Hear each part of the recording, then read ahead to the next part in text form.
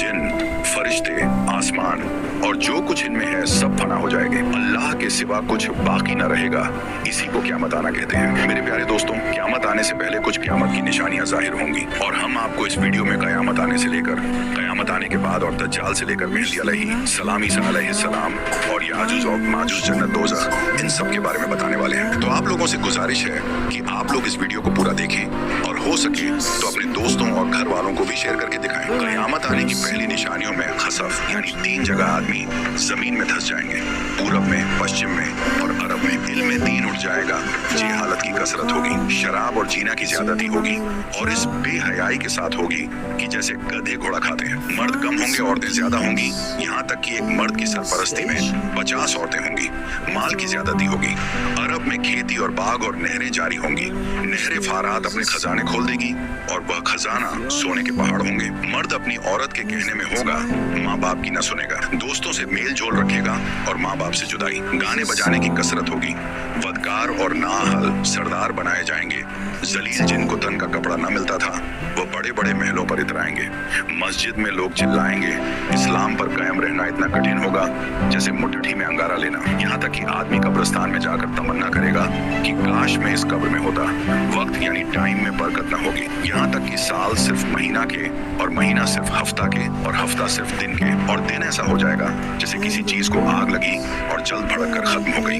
यानी वक्त बहुत जल्द गुजरेगा। दरिंदे जानवर आदमी से बात करेंगे। सूरज पश्चिम से निकलेगा। इस निशानी के जाहिर होते ही तौबा का दरवाजा बंद हो जाएगा। इस वक्त में इस्लाम लाना कबूल न होगा। इसके अलावा बड़े दज्जाल के 30 दज्जाल और होंगे जो सब नबी होने का दावा करेंगे। हालांकि नबूवत खत्म हो चुकी है। हमारे नबी रसूलुल्लाह सल्लल्लाहु अलैहि वसल्लम के बाद कोई नबी न होगा। इन दज्जालों में बहुत से गुजर चुके और जो बाकी हैं जरूर होंगे। दज्जाल ये काना होगा, इसकी एक ओंख होगी और खुदाई का दावा करेगा।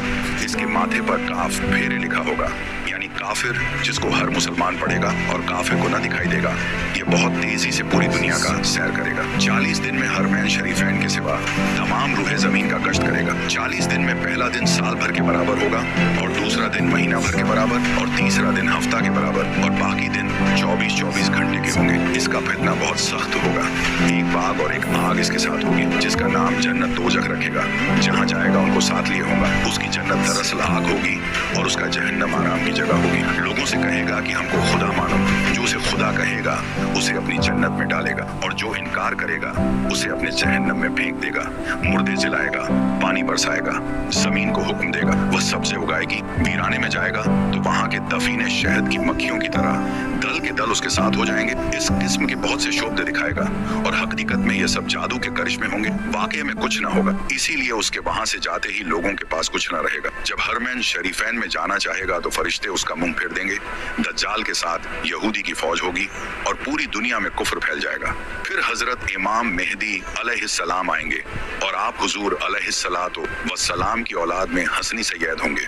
आप इमाम व मुज्तहिद होंगे।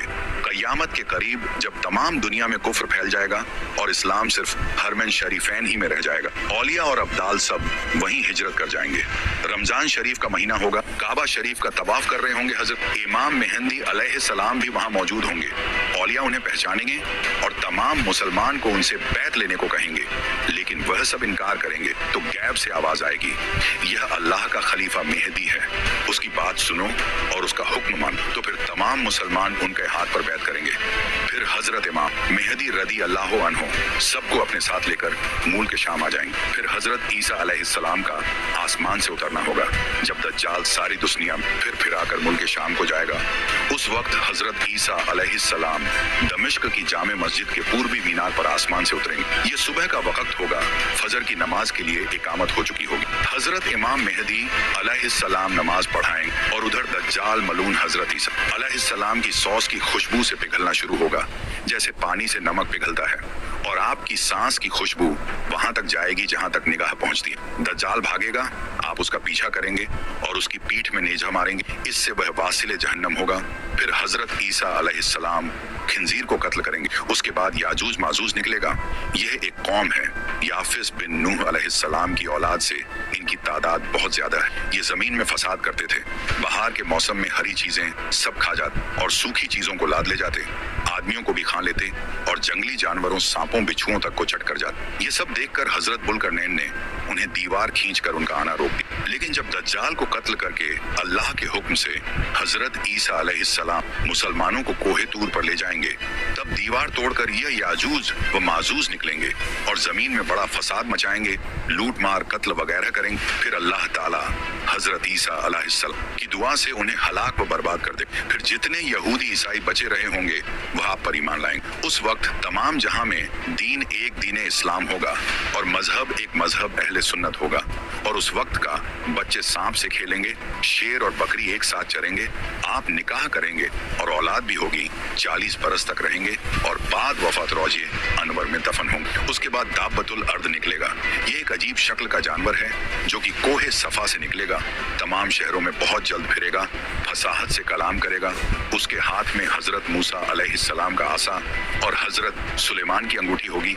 आसा से मुसलमान के माथे पर एक चमकदार निशान लगाएगा और अंगूठी से काफिर के माथे पर एक काला धब्बा। उस वक्त तमाम मुस्लिम व काफिर अलानिया जाहिर होंगे, यानी खुल्लम खुल्ला पहचाने जाएंगे। यह निशानी कभी न बदलेगी और जो लोग ईमान लाना चाहेगा वह कभी हरगिज ईमान न लाएगा और जो मुसलमान है हमेशा ईमान पर कायम रहेगा।